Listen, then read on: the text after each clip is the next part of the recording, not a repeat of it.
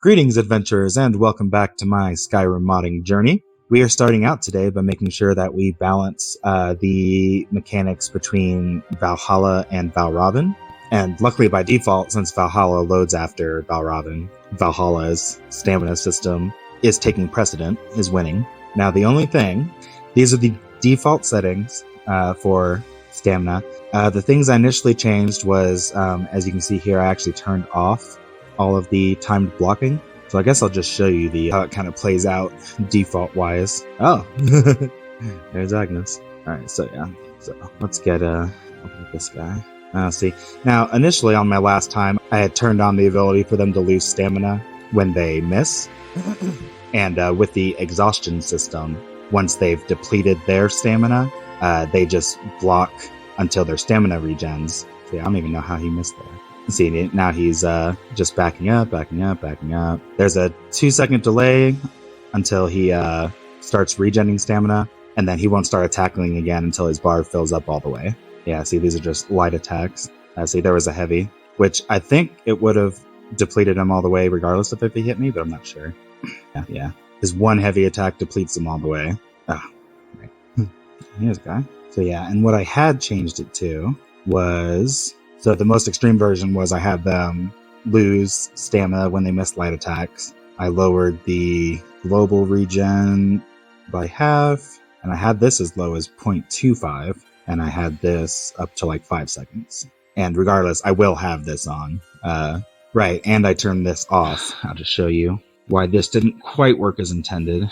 So yeah, once they deplete their stamina, it takes them a while to start going. And then, since I turned down the blocking regen. Oh, I didn't save it. So yeah, you'll see when I turned it down that much, it really took forever. Oh, see, and so is that oh, so why did it start out partially full? I don't really... It's like he exhausted, but then there was like some stamina somehow. Oh, that's interesting. When he did a taunt, it stopped the blocking, so it kind of went up faster for a moment. So yeah, with this setup, it was just like they took too long to get back in the fight. I was going to say, the main thing this accomplished that I liked was that in like tight quarters, if just like you and maybe one other companion are fighting a bunch of people, this essentially allowed the fresh NPCs with stamina to replace the ones in front that got exhausted, because these guys just block, and it allows the other guys to move up. Yeah, and it's just, I have to find a way where it's like, because more than like important than like however much damage they can do,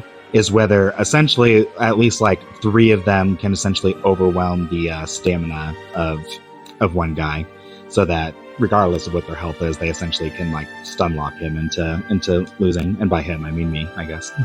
See, and me hitting him did stop the regen. That was the main thing I was wanting to test. Yeah, I want to, because I mostly did this lowering the wanting stamina to take so long to regen around the idea of multiple people beating one person and then being able to essentially beat them regardless of how like strong or skilled they are. But yeah, it has the effect of these guys just taking too long.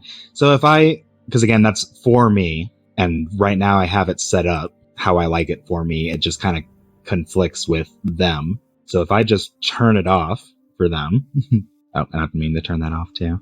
So if I turn this off, they won't lose it, but they also won't. So if I turn this off, they won't lose stamina when they miss light attacks. And by turning this off, they also won't gain it just by blocking me, so that, because that would dissuade me from like just staying up and blocking, which I would intend to do when I'm like a heavy armor character. Yeah, so this does not make it all not apply to this. So all of these stuff here is still applying to them. Maybe let's just try lowering this a little bit. Yeah, it's just not losing when they light attack now, but still has the exhaustion system. By lowering it to, so that it still has the blocking problem. Good, yeah, my side strafing and stuff does still lower my stamina. So yeah, doing all this stops me from regaining stamina, and I have a lot of, I have a amount of stamina needed for testing right now. Okay, and this is an example. He hasn't used a heavy attack in a while. Yeah, because it's not like they will lose it right away all the time, but sometimes they do. And if this was one person, I mean, it would be a mistake I could exploit. This obviously, bam. See, so he blocked that hit and took most of the damage. See, that's interesting. I like that a lot. So yeah, once you get through the, and that's even without the poise thing, which I was thinking about installing, either normal or chocolate poise. See how much is armor reduced, just the normal attack. See, it's still like just slow enough for me to dodge, but not as slow as it was. But it's just normal vanilla projectiles. Ow, ow. So yeah, with it set it up how it is, they can light attack as much as they want, which isn't actually detrimental to me as far as I can tell. It does a little bit of damage. And yeah, it's not taking too long for their stam to regen. And let's not forget, this all also applies to me. It's not like I have some kind of advantage. Like I said, my light attacks missing do take stamina. Oh, that looked so cool. So yeah, when she did that light attack, though, it's still taking a little while for her stam to regen, but I think she has more stamina than like that sword and shield guy. Yeah, that feels like a pretty good balance as far as I can tell. 3 seconds isn't too long. It still regenerates mostly fast enough, even while they're blocking. I almost still just want to turn this up maybe even to like 4 and turn this back up to half. Yeah, because even then, because it's like 4 seconds to even start regaining their stuff, and if I hit them, then it won't even start up again. And then it takes like 7-8 seconds, even then. 8, 9, 10, yeah. So from the time like that person does a heavy attack, it takes 10 seconds for them to be able to attack again. I guess that seems a little long. Granted, they did a heavy attack, not a light attack. I'm going to put everything back to how it is, except that. Yeah, I can see that being a balancing mechanism for the NPCs, but for me, it would just incentivize me hitting more. I feel like it would incentivize button smashing more. And don't get me wrong, I guess if I have like a stamina advantage, that would be a valid strategy. If anything, from this basic state, I almost feel like the one thing I want to change is how much stamina heavy attacks take, because then they could at least do like a couple and not, I guess that's something I need to test out. Heavy attack stamina formula remains unchanged. And I will say, I mean, I'm fighting low-level bandits, so it is definitely the case that when I'm fighting higher-level humanoids, they will have more stamina, I'm sure, and be able to do more heavy attacks. Yeah, what I really don't like is this whole, because I don't want low-level bandits to essentially become helpless because they did one heavy attack, especially against a low-level single character.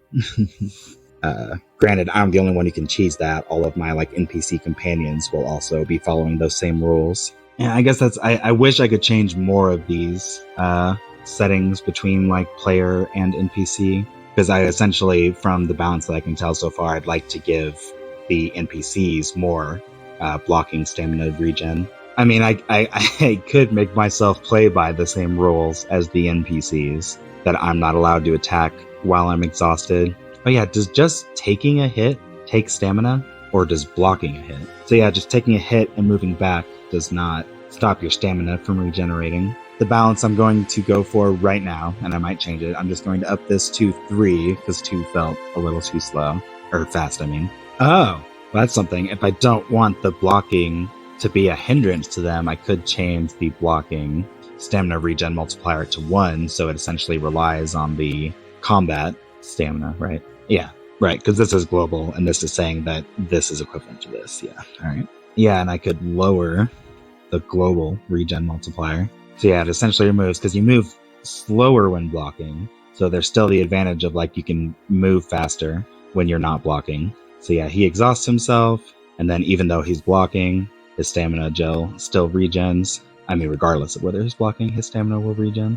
And then, yeah, so the only difference between blocking and not blocking is the movement speed, so I can try to use this to, like, give myself... Because, yeah, do I step dodge back slower when I'm blocking? No. But this bow draw stamina thing is still working. So while I'm holding the bow... Oh, but it regenerates as soon as you let go? Why? Yeah, so this has a stagger thing. So, yeah, I will just turn off that to make sure it does not interfere. So, yeah, it, I think we've got a pretty decent balance right now. I will say, okay, because Valravn's thing, I believe, made blocking so that blocking couldn't like block all damage, but Valravn's thing seems to be as long as you have stamina. That was interesting. It still like did damage to him, even though he had I mean, he wasn't blocking. Oh, see, so all right, so even though he's in that exhausted state, the stamina he has is still counts as stamina for the purposes of blocking. Okay, yeah.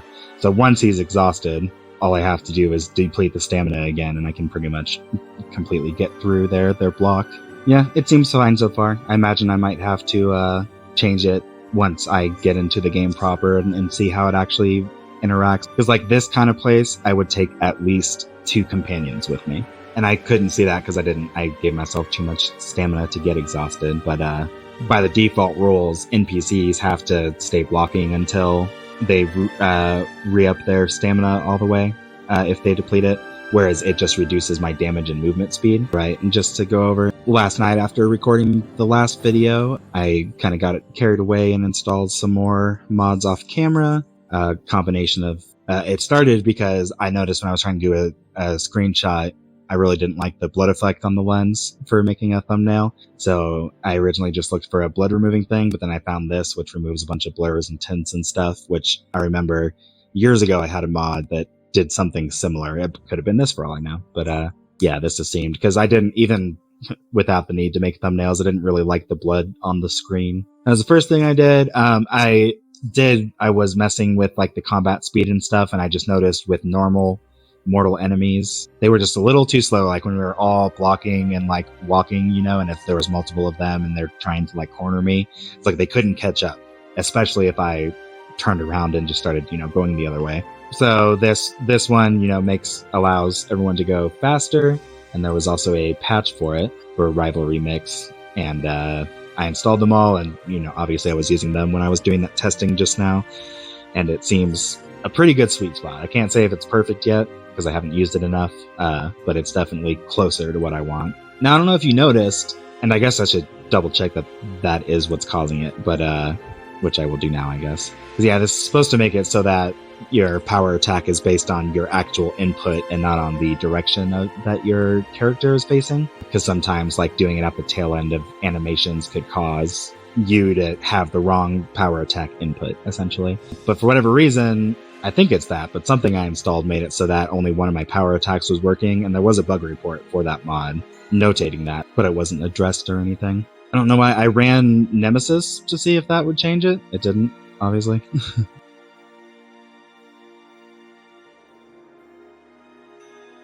Looks so good. Everything just looks so good now. So yeah, I guess I'll just, I will leave it installed for now, just not enabled until I can troubleshoot it, which I don't feel. It wasn't like, I only noticed like one time it didn't do the one I wanted, and that was enough for me to be like, oh, maybe I should install it. But it really wasn't. I think maybe with TDM, true directional movement, it like keeping your character pointed at your target enemy, I think that probably helps mitigate this problem without it, and maybe something about it conflicts with one of those mods that I didn't catch. But anyways, this Valravn SPID Uncloak is an updated version of another Uncloak thing that just fixes some minor bugs about it, essentially. And it required this bug fixes SSE, just mostly for this magic effect thing. And yeah, something about this just makes this effect extend to people outside of the cloak range, which is how Valravn works. Or something. Now, I just wasn't a big fan of these, what are they called? I mean, they're just like, they're actual Greatswords, war swords. But they're formation weapons, mostly. Not that you can't kill somebody in one-on-one combat with them. But as far as like, it's not a long sword, and it's not the kind of thing I would carry. Like the iron greatsword, the iron longsword is already, pretty much on the end of like a long sword that you could carry as a sidearm. It's about as big as you can get, and it wouldn't be fun. It just would be doable. So this is too long. So I found this, just a steel sword replacer. It does make it a little chunkier, but I mean, I'll say overall, I think the Believable Weapons ones are just a little thin. They're skirting the edge between High Medieval and Renaissance as far as that. Like some of them are wider, like the Dragonbone one is a little better. But in general, so I thought, but it doesn't bother me too much. Since I didn't like the look of that one, I came and found this mod and installed the number 2 variant, I think. Yeah, it does make them, as you saw in game, it does make it quite a bit chunkier, but to me, it just looks more like the mini, because there were a lot of like much wider long swords. So it just kind of adds more variety. I couldn't find a replacement for the Nordic, carved Nordic Flamberge. So yeah, this thick, chunky boy sword, not that one, this one. I think it fits in well. I looked, the lengths of the models are virtually the same, and the hand placement is good, not like the original Ebony Greatsword. So it fits in very well, and it's probably one I'll end up using a lot because I like the shape of the blade a little bit better. And then the last things I installed were SmoothCam finally, and SmoothCam Modern Combat preset from Vero Levi, since we're using most of their animations. Alright, well, thank you guys very much for watching. If you enjoyed this video, please like and subscribe, and I will see you next time. Cha-cha-cha.